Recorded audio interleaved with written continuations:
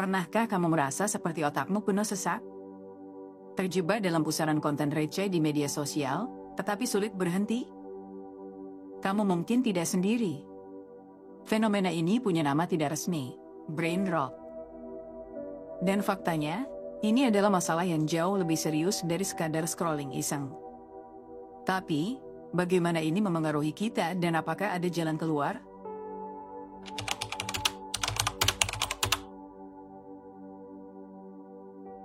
Bayangkan otak kita sebagai taman yang subur.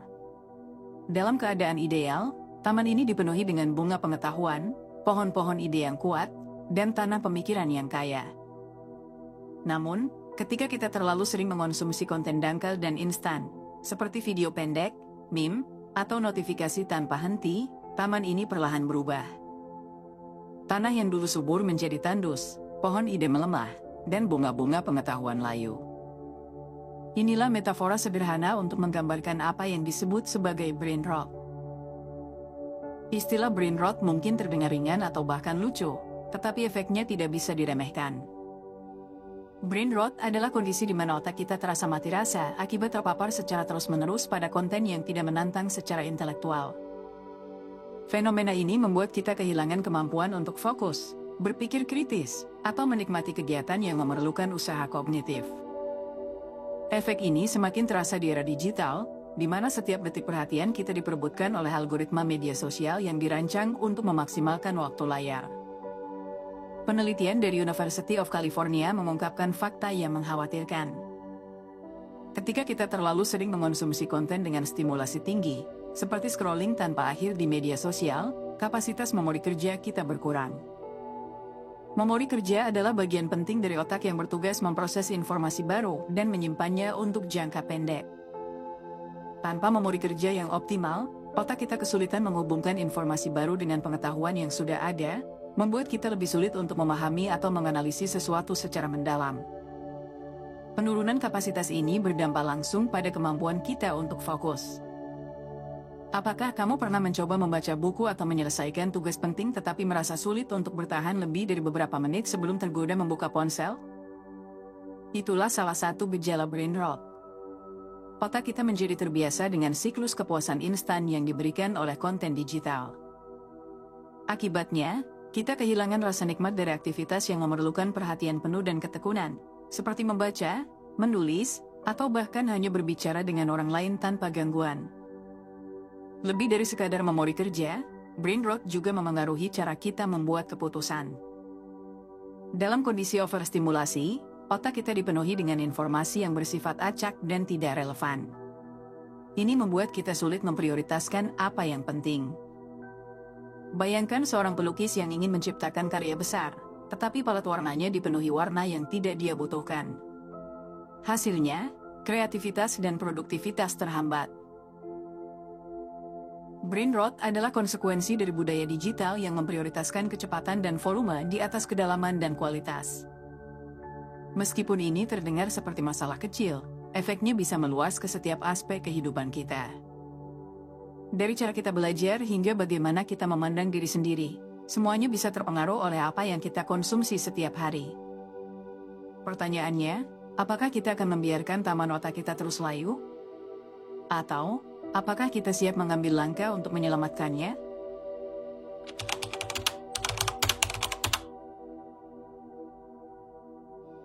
Untuk memahami bagaimana brain rot terjadi, kita harus melihat lebih dalam ke mekanisme otak, khususnya bagaimana otak bereaksi terhadap dopamin. Dopamin adalah senyawa kimia yang bertanggung jawab atas rasa puas dan bahagia yang kita rasakan. Senyawa ini dilepaskan setiap kali kita mengalami sesuatu yang menyenangkan, entah itu makan makanan favorit, mendapatkan pujian, atau, dalam konteks digital, menerima like di media sosial. Pada dasarnya, dopamin adalah hadiah yang diberikan otak sebagai respons terhadap perilaku yang dianggap menyenangkan atau bermanfaat. Namun, di era digital, dopamin telah menjadi senjata. Perusahaan teknologi memahami cara kerja dopamin lebih baik daripada kebanyakan dari kita. Mereka merancang platform yang secara sistematis memaksimalkan pelepasan dopamin dengan menyuguhkan konten yang pendek, menarik, dan terus-menerus. Setiap kali kita menggulir layar, melihat notifikasi, atau menonton video lucu, otak kita mendapatkan ledakan dopamin kecil. Dan inilah masalahnya. Otak kita mulai terbiasa dengan siklus ini, mencari lebih banyak dan lebih sering, tanpa mempertimbangkan kualitas atau relevansi dari apa yang dikonsumsi. Ketika dopamin dilepaskan dalam jumlah besar dan terlalu sering, otak secara perlahan menjadi kurang sensitif terhadapnya. Ini dikenal sebagai toleransi dopamin. Dalam kondisi ini, kita membutuhkan lebih banyak stimulasi untuk merasakan tingkat kepuasan yang sama seperti sebelumnya. Akibatnya, aktivitas yang membutuhkan usaha lebih besar, seperti membaca buku, belajar keterampilan baru, atau bahkan menghabiskan waktu berkualitas dengan orang terdekat, mulai terasa membosankan. Mereka kalah menarik dibandingkan kepuasan instan yang ditawarkan oleh media sosial atau aplikasi hiburan lainnya. Lebih jauh lagi, mekanisme ini menciptakan lingkaran setan. Semakin kita bergantung pada konten cepat untuk mendapatkan dopamin, semakin sulit bagi otak untuk kembali menikmati aktivitas yang lebih substansial. Otak kita secara harfiah rewired untuk mencari kepuasan instan, meninggalkan kebiasaan yang dulu bermanfaat bagi perkembangan diri kita. Hasilnya, fokus menurun, kapasitas berpikir kritis melemah, dan kita menjadi lebih rentan terhadap distraksi. Sebagai contoh, sebuah penelitian yang diterbitkan di jurnal Nature Communication menunjukkan bahwa pengguna media sosial dengan tingkat keterlibatan tinggi menunjukkan aktivitas otak yang mirip dengan mereka yang kecanduan zat seperti nikotin atau alkohol. Pola ini menunjukkan bahwa ketergantungan pada konten digital dapat memiliki dampak neurobiologis yang serius. Otak tidak hanya diprogram ulang untuk mencari kepuasan instan, tetapi juga menjadi kurang mampu menahan diri dari godaan tersebut. Namun, yang membuat brain rot semakin berbahaya adalah kenyataan bahwa dampaknya seringkali tidak terlihat secara langsung. Kita mungkin tidak menyadari bahwa fokus kita menurun atau bahwa kesulitan untuk memulai aktivitas yang produktif berkaitan langsung dengan kebiasaan konsumsi digital kita. Seiring waktu, efek ini menumpuk, meninggalkan kita dengan perasaan hampa dan ketidakpuasan yang sulit dijelaskan. Dalam kata lain, brain rot tidak terjadi dalam semalam. Ia adalah akumulasi dari kebiasaan kecil yang terus diulang tanpa kita sadari.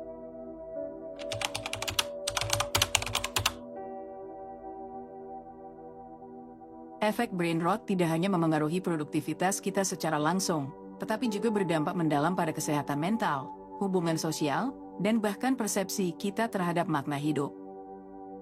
Fenomena ini adalah gambaran nyata dari bagaimana kebiasaan kecil yang tampak tidak berbahaya dapat mengubah arah hidup kita secara perlahan namun pasti. Salah satu dampak yang paling jelas adalah penurunan kemampuan untuk berkonsentrasi. Otak kita, yang terbiasa dengan aliran konten cepat dan stimulasi tinggi, mulai kesulitan untuk bertahan pada aktivitas yang membutuhkan fokus mendalam.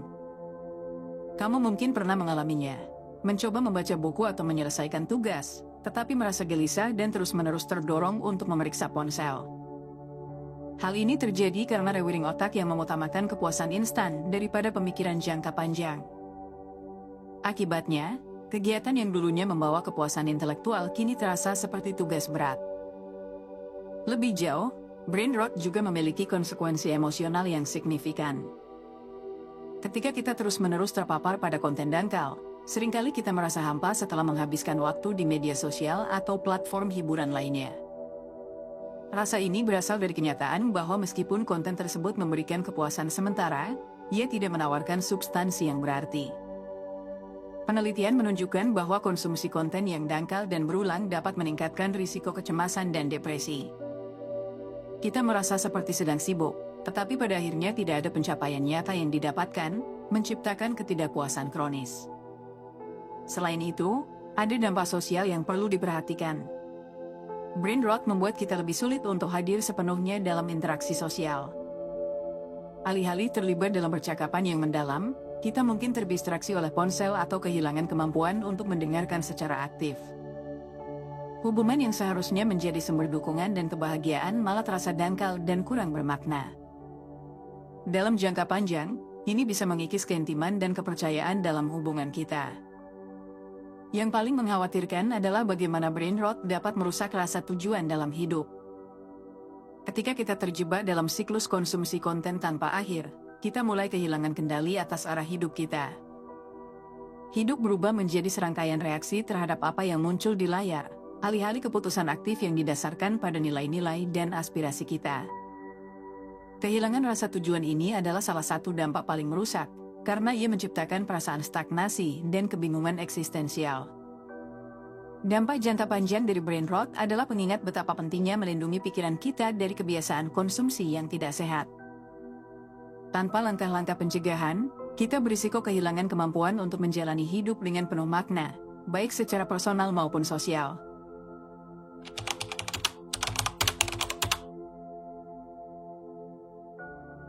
Dalam bukunya Dopamine Detox, Thibaut Meurice menawarkan pendekatan yang sederhana namun mendalam untuk melawan dampak buruk overstimulasi, termasuk brain rot. Buku ini menyoroti bahwa masalah utama bukanlah dopamin itu sendiri. Senyawa kimia ini merupakan bagian alami dari otak kita dan esensial untuk motivasi dan kebahagiaan. Masalah muncul ketika dopamin dilepaskan secara berlebihan akibat konsumsi konten instan yang terus-menerus, membuat otak kita kehilangan kemampuan untuk menikmati hal-hal sederhana. Thibaut Meurice memperkenalkan konsep detoks dopamin sebagai cara untuk mengatur ulang otak. Detoks ini bukan berarti menghilangkan dopamin sepenuhnya. Itu adalah hal yang mustahil, melainkan mengurangi sumber-sumber overstimulasi yang memicu pelepasan dopamin berlebihan. Misalnya, dengan berhenti menggunakan media sosial, menonton video pendek, atau bermain game selama 1 hari atau lebih. Tujuannya adalah menciptakan ruang bagi otak untuk kembali menemukan keseimbangan alami, sehingga kita dapat menikmati hal-hal yang lebih bermakna seperti membaca buku, bercakap-cakap dengan teman, atau sekadar menikmati keheningan. Salah satu poin menarik dari buku ini adalah penekanan pada pemulihan sensitivitas otak terhadap dopamin. Ketika kita terlalu sering terpapar sumber dopamin yang instan, seperti scrolling media sosial atau konsumsi konten hiburan yang dangkal, otak kita menjadi kurang responsif terhadap rangsangan sederhana. Aktivitas yang membutuhkan usaha lebih, seperti menulis, belajar, atau bahkan menikmati waktu bersama keluarga, mulai terasa tidak menarik. Dengan melakukan detox, kita memberi otak kesempatan untuk memulihkan respons alaminya terhadap dopamin, sehingga aktivitas yang lebih bermakna kembali terasa menyenangkan. Selain itu, Meurice juga menekankan pentingnya menjalani detox secara sadar dan terstruktur. Dalam bukunya, ia menyarankan untuk mengidentifikasi aktivitas overstimulasi utama yang paling sering kita lakukan dan menggantinya dengan kegiatan yang lebih sederhana dan mendukung kesejahteraan jangka panjang. Misalnya, alih-alih menggulir ponsel di pagi hari, kita bisa menggantinya dengan berjalan kaki, bermeditasi, atau membaca buku. Proses ini tidak hanya membantu kita melepaskan diri dari kecanduan, tetapi juga memberikan rasa kendali kembali atas hidup kita. Inspirasi dari Dopamine Detox memberikan harapan bahwa efek buruk brain rot bukanlah sesuatu yang tidak dapat diubah. Dengan komitmen untuk melakukan perubahan kecil namun konsisten, kita bisa memulihkan otak dari siklus overstimulasi dan menciptakan kebiasaan yang lebih sehat. Pendekatan ini mengajarkan bahwa kita memiliki kekuatan untuk mengatur ulang otak kita, memperbaiki hubungan dengan diri sendiri, dan kembali menemukan kebahagiaan dalam hal-hal sederhana.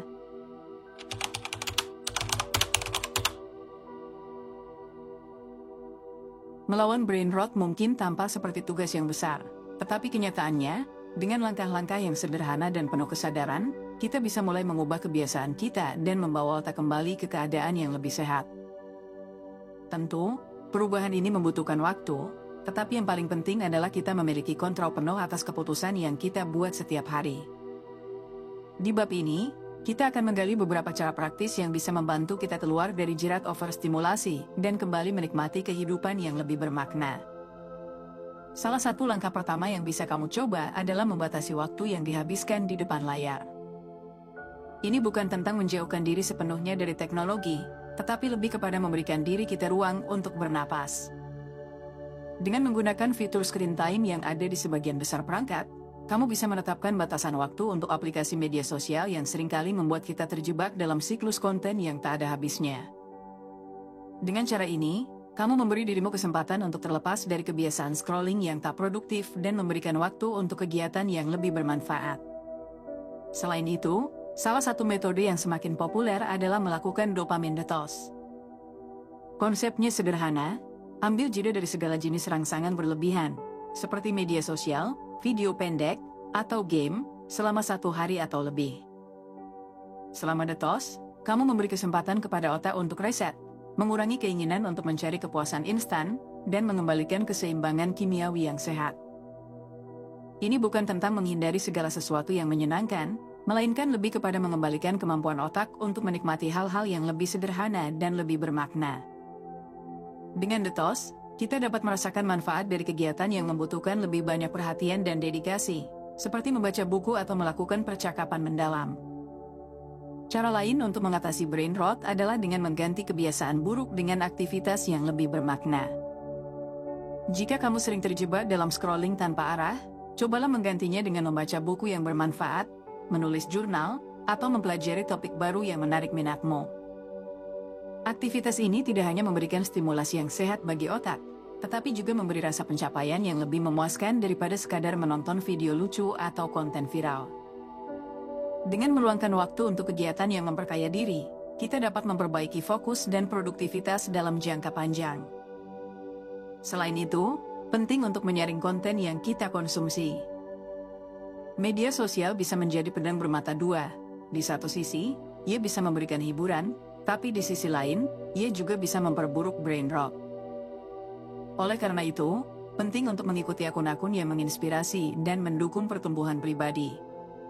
Ikuti orang-orang yang berbagi pengetahuan, ide, atau perspektif yang positif dan mengedukasi. Dengan begitu, kita dapat memanfaatkan media sosial sebagai alat yang memperkaya kehidupan kita, bukan justru memperburuk kondisi mental dan kognitif. Namun, yang paling penting adalah kesadaran akan kendali yang kita miliki. Brain rot bukanlah sesuatu yang terjadi secara tiba-tiba, ini adalah hasil dari kebiasaan yang berkembang seiring waktu. Dan, seperti halnya kebiasaan buruk, kita juga memiliki kekuatan untuk mengubahnya. Tidak ada kata terlambat untuk memulai, bahkan dengan langkah kecil sekalipun. Dengan mengambil tindakan hari ini, kamu bisa memulai perjalanan untuk memulihkan otak dan membangun kebiasaan yang lebih sehat, yang pada akhirnya akan meningkatkan kualitas hidup secara keseluruhan.